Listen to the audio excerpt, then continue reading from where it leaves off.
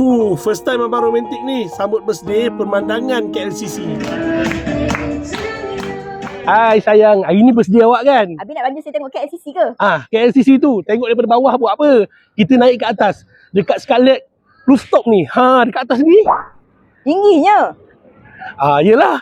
Kita makan ke atas. Jom, birthday awak. Korang naik lift terus ke 3R. Hello, ada booking ke? Ya, atas viral niaga.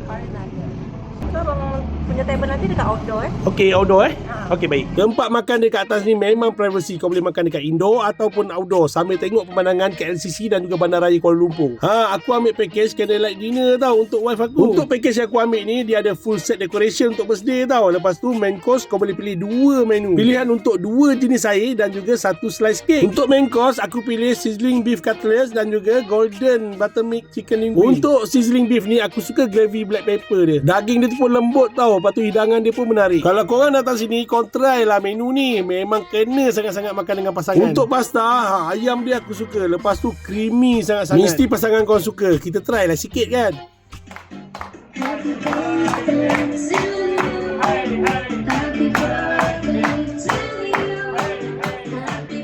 Kalau kau nak tahu, slot kat sini selalu penuh. Jadi kenalah buat tempahan awal. Jom kita naik ke atas untuk ambil gambar. Dah lama betul lah tak romantik-romantik macam ni tau. Sambil tengok pemandangan KLCC. Korang dah kena datang dah dekat Scarlet Rooftop ni. Abang dah sampai. Korang bila lagi?